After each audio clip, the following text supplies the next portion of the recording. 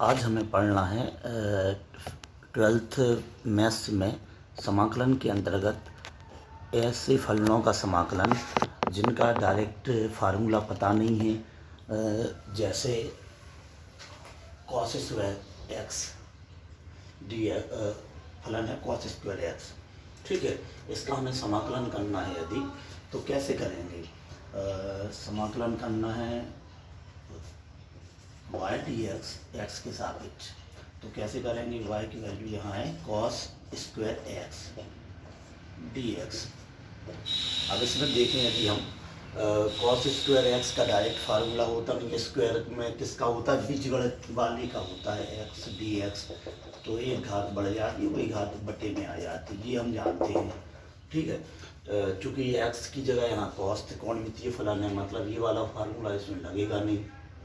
ठीक है, और इसमें फलन का फलन होता नहीं है। यदि अवकलन करना होता D upon D x cos square x d x ज्ञात करना होता तो फलन के फलन से इसका आंसर आ जाता 2 कॉस एक्स इंटू कॉस का साइन माइनस साइन, ऐसा कुछ आ जाता यदि अवकलन पूछा होता।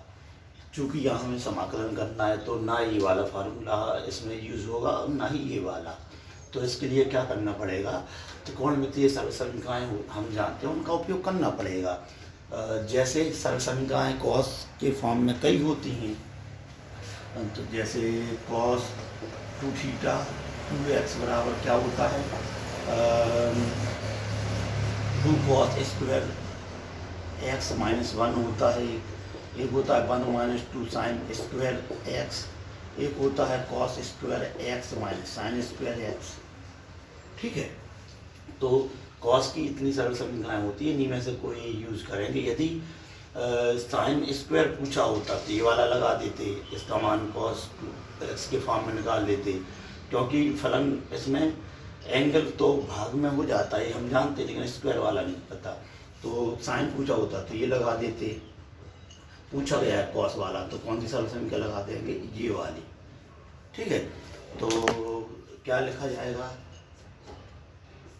Cos square x d x का इंटीग्रेशन ज्ञात करना है हमारे लिए, तो कौन सी सरल समीकरण लगा देंगे? स्क्वायर वाली, ये कॉस जिसमें आता है इसकी जगह क्या लिख देंगे? ये वाली दोनों नहीं लगाएंगे, कौन सी लगा देंगे? ये वाली। तो इससे 2 कॉस स्क्वायर एक्स बराबर क्या हो जाएगा? ये पक्षांतरों के 1 प्लस का हो जाएगा, कॉस 2x है। ठीक है, ये कॉस स्क्वायर या कॉस स्क्वायर करेंगे तो इसके अपॉन में 2 हो जाएगा, इतना मान यहाँ रखा जाएगा। ठीक है, तो इसकी जगह क्या लिख देंगे? 1 plus cos 2x upon 2 dx, इसकी वैल्यू रख दी कॉस स्क्वायर एक्स dx। ठीक है, ये जो वैल्यू पुट करी तो अब ये क्या हो जाएगा? 1/2 एक स्टेप आ जाएगा, इसका अलग कर देंगे, plus 1 integration cos 2x upon 2 का dx अलग अलग इंटीग्रेशन कर देंगे, तो ऐसा हो जाएगा। तो इसका आंसर आ जाएगा 1/2 अलग आ जाएगा, dx का क्या होता है? x होता है। ठीक है, यहाँ क्या होगा? 1/2 कॉमन ले लेंगे, कॉस का क्या होता है? साइन का होता है कॉस, तो साइन हो जाएगा साइन 2x। ठीक है, और ये फलन का फलन है तो ये अवकलन होता तो इंटू में आता, समाकलन है तो अपॉन में आ जाता है, और ये कांस्टेंट आ जाता है अचर सी, इसका मान कुछ भी हो सकता है, हटा भी सकते हैं। तो x/2 आ जाएगा प्लस 1/4 साइन 2x। इस टाइप से इसे सॉल्व कर लेंगे। ठीक है, चाहे कांस्टेंट जोड़ते हैं तो cos square x d x का इंटीग्रेशन कैसे निकालेंगे? इस टाइप से ये आंसर हो जाएगा, क्योंकि इनका फार्मूला हमें डायरेक्ट पता नहीं था, इसलिए ऐसा करना पड़ा। ठीक है, ऐसे कई क्वेश्चन हो सकते हैं। अगला क्वेश्चन लें। यदि साइन होता स्क्वायर वाला तो इस टाइप के फार्मूले से साइन के फॉर्म में निकाल लेते। यदि 2 की पावर की जगह और ज़्यादा की पावर हो तो क्या करेंगे, जैसे 2 की जगह 3 की पावर दी होती, जैसे साइन 3x फलन दिया होता है, इसका समाकलन करिए x के सापेक्ष, y dx की वैल्यू फाइंड करनी है यदि, तो क्या करते इसके 3 वाली भी सरल समीकरण होती है। जैसे इसके 2 तरीके हैं, एक तो अपन क्या करें, इंटीग्रेशन y dx याद करना है, y मतलब साइन 3x dx, तो साइन एक सरल समीकरण वो साइन वाली होती है क्या, sine square x plus cos square x equal 1 होता है। ये या तो ये लगा दें, ये लगाएंगे तो क्या होगा, पहले तो इसे अपन 3 को 2 में तोड़ लें ताकि 2 की सरल संख्या लगे, 2 into sine x d x, sine को काय में तोड़ लिया 2 और 1 में, तो ये 3 हो गई। अब 2 में कौन सी सरल संख्या लगा देंगे ये, तो इससे साइन स्क्वायर की वैल्यू क्या आ जाएगी, 1 माइनस कॉस स्क्वायर एक्स, अथवा ऐसा लिखा जा सकता है। ठीक है, जैसे क्या लिख देंगे 1 माइनस कॉस स्क्वायर एक्स, इतने के लिए यहाँ साइन एक्स है, डी एक्स है, इंटीग्रेशन। ठीक है, अब हम ये जानते हैं कि प्रतिस्थापन, जिनका नहीं पता होता है या तो प्रतिस्थापन करते या सूत्र लगाते हैं। तो प्रतिस्थापन, यदि हम कॉस को माना कॉस एक्स बराबर टी, प्रतिस्थापित कर देते हैं किसी सॉल्व करने के लिए टी के फॉर्म में, तो इससे क्या होगा, याद करना है डी एक्स, तो एक्स के सापेक्ष अवकलन करते हैं, एक्स के सापेक्ष अवकलन कर दें, differentiation with respect to x, तो कॉस का होता है माइनस साइन एक्स। ठीक है, और डी टी का फलन है तो इसका अवकलन क्या होगा, एक्स के सापेक्ष ऐसा, तो साइन एक्स और इसका क्रॉस प्रोडक्ट कर देंगे तो डी एक्स बराबर हो जाएगा डी टी माइनस है। ठीक है, मतलब ये क्या कर लिया, डी एक्स और साइन एक्स मिलके क्या बन गया, इतना कि जगह हम लिख देंगे डी टी, अतः क्या आ गया 1 माइनस कॉस को क्या मान लिया टी, तो ये बन जाएगा टी स्क्वायर। ठीक है, और बाकी ये सब मिलके क्या बन गया डी टी, तो लग जाएंगे मान रखने पर।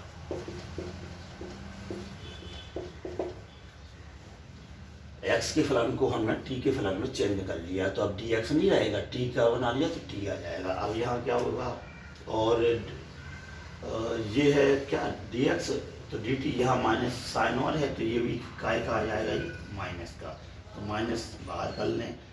ठीक है, तो ये क्या बचेगा, 1 माइनस टी स्क्वायर है ये डी टी। अब इसका समाकलन क्या होगा, पहले तो 1 का अलग हो जाएगा डी टी, और माइनस माइनस का प्लस टी स्क्वायर का डी टी के साथ अलग हो जाएगा, तो ये आ जाएगा टी इसका आंसर, इसका आ जाएगा टी क्यू अपॉन 3। ठीक है, क्योंकि हम जानते हैं कि integration x power n d x क्या होता है, एक घात बढ़ जाती है वही घात अपॉन में आ जाती भाग में। ठीक है, तो एक हाथ बढ़ा दी ऐसा, और कोई कांस्टेंट सी आ जाएगा। टी की वैल्यू हमने क्या मानी है, टी क्या मान के चले थे, कॉस एक्स, तो कॉस एक्स आ गया। ठीक है, और यहाँ आ जाएगा कॉस एक्स अपॉन 3, और इस पर 3 की पावर और एक सी, तो इसका आंसर इंटीग्रेशन ऐसा कुछ आ जाएगा। ठीक है, किसका, साइन 3x का माइनस कॉस एक्स और 3 अपॉन सी। ठीक है, दूसरा तरीका भी और हो सकता था, एक तो ये प्रतिस्थापित हो गया इस वाली सरल समीकरण से, अथवा ये भी कर सकते थे इसे सॉल्व करने के लिए कि साइन 3x का भी फार्मूला होता है, साइन जैसे 2x इसके पहले बदला था, तो 3x बराबर क्या होता है 3 sine x minus 4 sine cube x, इस वाली सरल समीकरण से क्यू के फॉर्म में बदल लेते। तो ये इन सब के हमें क्योंकि फार्मूले पता है, तो आंसर कुछ डिफरेंट आता, लेकिन इससे भी सॉल्व किया जा सकता था, क्योंकि ये वाली सर्व समीकरण 3 वाली लगा के। ठीक है, वैसे स्क्वायर वाले के लिए ये भी सही तरीका है। और कोई दूसरा क्वेश्चन लें, जैसे ये तो एक एक फलन होगा, यदि दो फलन के मल्टीप्लाई के फॉर्म में होते तो क्या करते? दो फलन होते, यदि कोई फलन दिया है y equal sine cube x into cos square x d x, तो अभी अपन ने साइन क्यू का भी निकाल लिया, कॉस स्क्वायर का भी अलग 2 बार निकाल चुके इसके पहले। अब यदि दोनों कंबाइन दिए होते और इनटू में दिए होते, ठीक है, तो क्या करते? एक तरीका तो ये है कि हम जानते हैं दो फलनों के गुणनफल का इंटीग्रेशन क्या होता है। पहला फलन सेकंड का इंटीग्रेशन, फिर पहले फलन का डिफरेंशिएशन कर दो, उसमें मल्टीप्लाई कर दो सेकंड फलन के इंटीग्रेशन का, और जो आंसर आए उसका एक बार और इंटीग्रेशन कर दो। ये हम जानते हैं दो फलनों के समाकलन का सूत्र। लेकिन यदि हम ये वाला फार्मूला इसमें पुट करें तो इसमें क्या होगा? एक तो सेपरेट वाला स्क्वायर या ये वाला स्टेप आएगा अथवा ये आएगा, तो ये वाला मान रखेंगे तो सॉल्व कर चुके हैं वैसे तो उनके आंसर रखने पड़ेंगे। लेकिन सेकंड स्टेप में क्या मिस्टेक आएगी ये देखें। इसमें क्या करेंगे, जैसे u इसे माने या इसे माने, तो इसका अवकलन करना होगा, तो इसका क्या होता? 3 sin x into cos x हो जाता है। इसका क्या होता? 2 cos x minus sine x हो जाता अवकलन। ठीक है, मतलब साइन या कॉस में आता। फिर इसका जो समाकलन करते वो भी बड़े स्टेप आ रहे थे साइन या कॉस के, तो ये फिर दो फलनों का गुणनफल फिर बन जाता, चूंकि उसी का ज्ञात कर रहे हैं उसी जैसा स्टेप और आ जाता, तो बड़ा आंसर सॉल्व करके आता और फिर दो फलनों का गुणनफल बन जाता। क्यों? क्योंकि इसका एक आंसर आता, एक बार इसका आता। तो ये लगा सकते थे, लेकिन कठिन होगा और बड़े स्टेप आ जाएंगे, इसलिए ये वाला फार्मूला नहीं लगाएंगे। तो क्या करेंगे? तो हमारे लिए करना पड़ेगा कि प्रतिस्थापन कर लें। कैसे प्रतिस्थापन? हमें ज्ञात करना है इंटीग्रेशन x के रिस्पेक्ट में। तो सबसे पहले तो इसकी वैल्यू रख दो 3x cos square x d x. ठीक है, ये ज्ञात करना है। तो हम क्या करेंगे? सबसे पहले 3 को जैसे इसके पहले बदला था स्क्वायर से, स्क्वायर के फॉर्म में लिख लें, तो क्या होगा? Sine square x into sine x, ठीक है, इंटू कॉस स्क्वायर है डी एक्स। ठीक है, अब तो साइन स्क्वायर और कॉस स्क्वायर वाले स्टेप हैं, तो अपन क्या करें? कॉस या साइन को कोई दूसरे फलन टी मान के चलेंगे, टी के फॉर्म में। अब किसे माने? वैसे सिंगल स्टेप ये है, सिंगल वाला जो sign x d x equal D T के फॉर्म में आता है, तो साइन वाला स्टेप आ सकता है। लेकिन यहाँ कॉस है और यहाँ साइन है, कोई एक स्टेप बनना चाहिए, इंटीग्रेशन चले जाए। तो अपन क्या करेंगे? साइन को 1 माइनस कॉस स्क्वायर एक्स के फॉर्म में बदल देंगे सरल समीकरण से। ठीक है, और कॉस स्क्वायर ऑलरेडी है और ये साइन एक्स ये लिखा है, डी एक्स है। इससे क्या होगा कि जो साइन एक्स और डी एक्स वाला स्टेप चाहिए पड़ता है, तो हम किसी मान लेंगे? टी कॉस को, क्योंकि अब कॉस एक बार यहाँ है एक बार यहाँ है, तो कॉस एक्स को हम मान लेंगे टी। सपोज माना इतना, तो इसका डिफरेंशिएशन करना पड़ेगा एक्स के सापेक्ष। तो एक्स के सापेक्ष अवकलन कर दें, तो कॉस का होता हमारे साइन एक्स, अब डायरेक्ट लिखा है D x equal D T, D T upon D x आएगा, टी का फलन होने से क्रॉस प्रोडक्ट या गुणा से ऐसा आ जाएगा।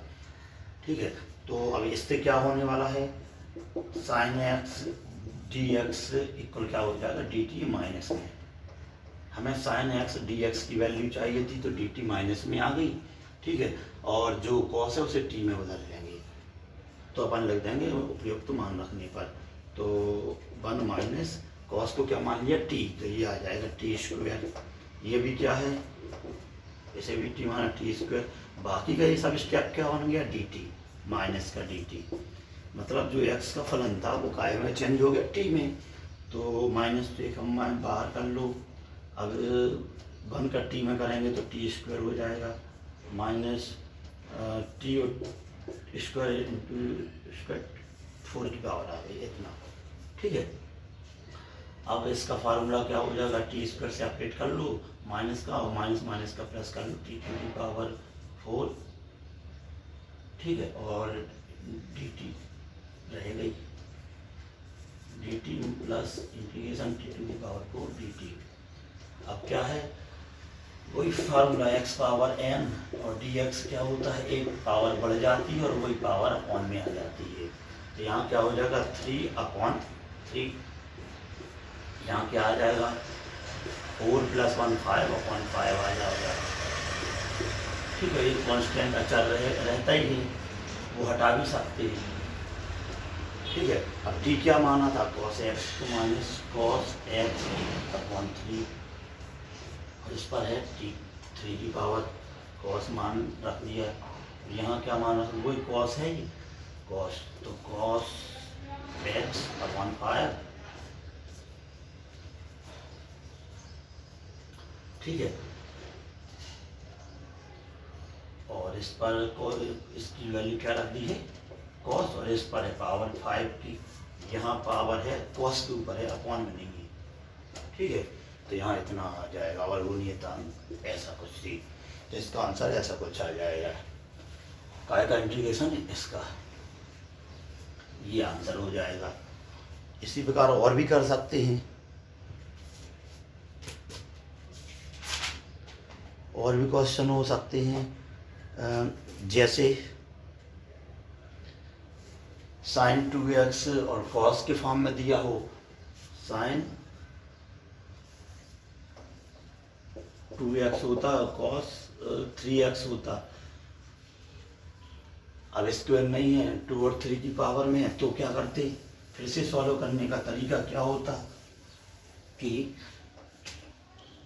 इनमें फिर कौन सी सरसंख्या लगाते, 2 sin a into cos b, तो क्या होता है sin a plus b plus sin a minus b, ऐसी कुछ सर्वसंख्या लगा देते, इसका मान इसके अपॉन में क्या कर देते 2, इस वाली सर्वसंख्या से फॉलो करके कर सकते हैं। कुल मिला के जिनका फार्मूला नहीं पता है उसे हम सर्वसंख्या में बदलेंगे और मान निकालेंगे। ठीक है।